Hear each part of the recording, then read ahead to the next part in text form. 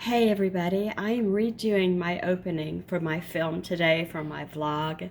I have done this Forgotten Dessert of the 1950s, and it's by Phyllis Stokes, and this is her website, and so you can find this exact recipe there. When I first started making this today, I didn't realize that Phyllis had already passed away, and so there's more about that at the end of the video. But it was a delicious recipe, and I know that she's missed by family and friends and lots of people on the YouTube pages that follow her to this day. Her son is now doing her channel. So if you would like, you can go over and show her son some love if you look at her channel and you like it, and check out the recipe that I made. And I didn't do it justice. She did it better, but that's usually the case. Take care, everybody, and hang on for that video coming up next. Hey everybody, how about a vintage dessert? I got this recipe from southernfrugal.com, and it takes, well, not even this, I added this. Well, not even this. It's two ingredients, I guess. Jello and cream cheese. Okay, hot water, I'll give you that. Hot water and cold water. So that's three ingredients.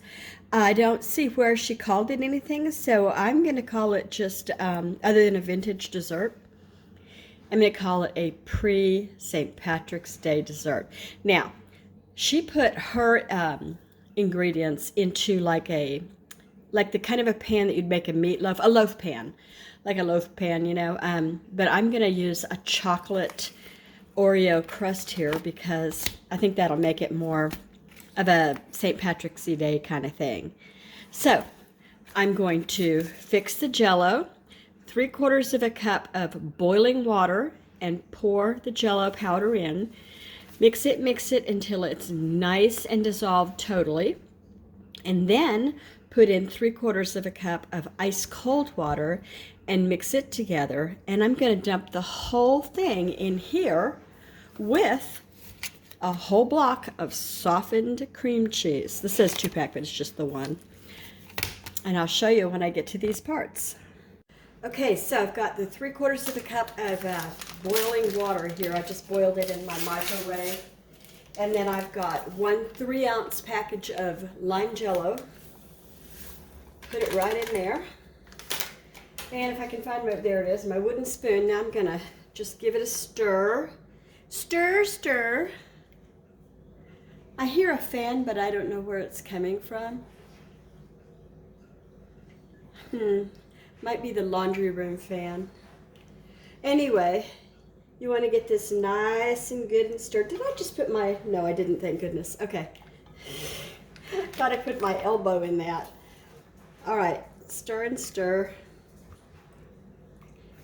It looks like it dissolved pretty instantly. This is a vintage recipe. It's been a while, and Jello may have come a while. I mean, you know, come a long way, baby kind of deal. Now I'm going to get the 3/4 cups of ice water.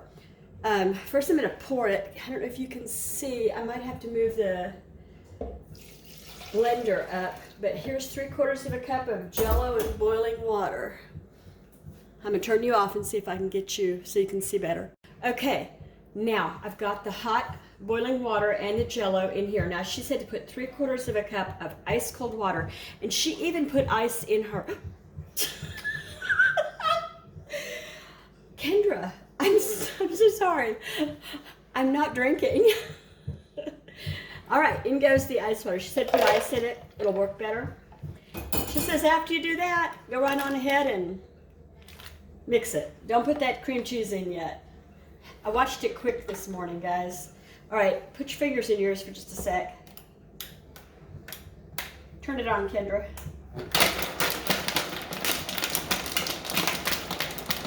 Stop.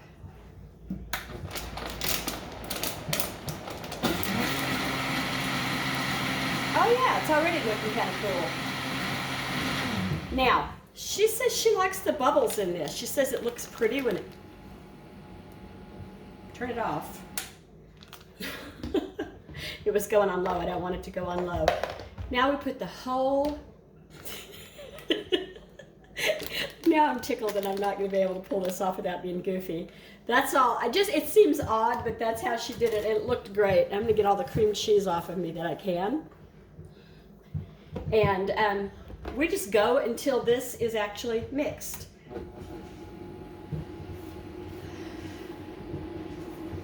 And turn it up some. She did.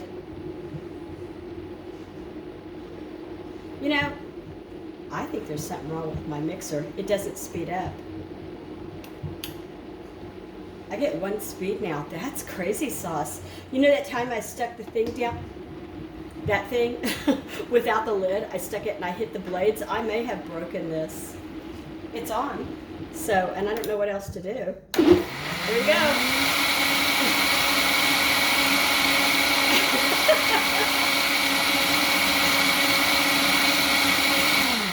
Okay, I'm gonna turn it off now. Speaking of thumbs up, if you'd like to give me a thumbs up, I would sure appreciate that.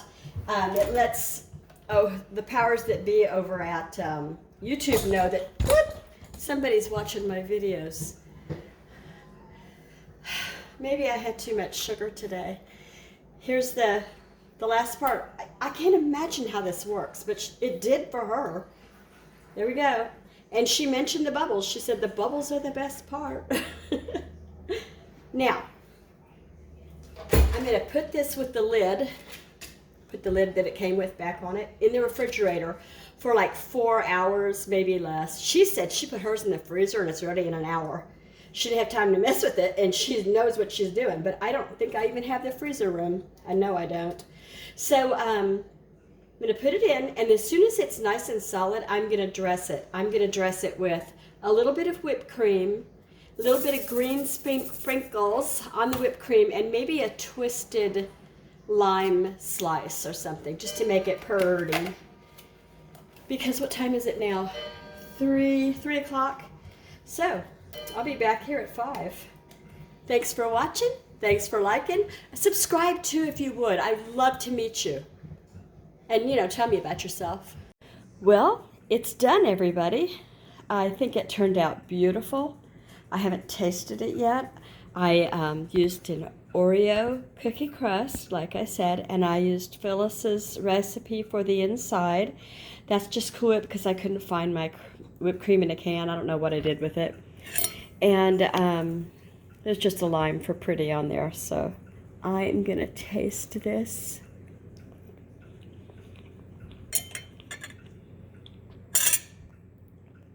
It's very, very light. It's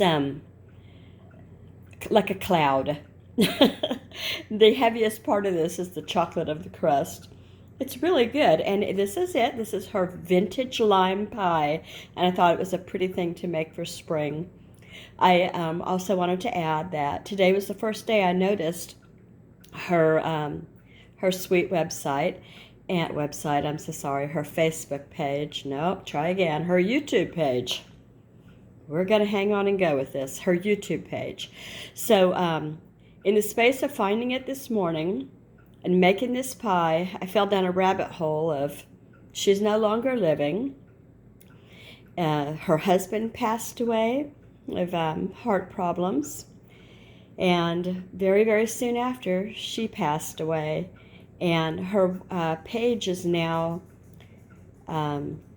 apparently being carried on by her son. I believe it's her son, and he's a sweetheart too.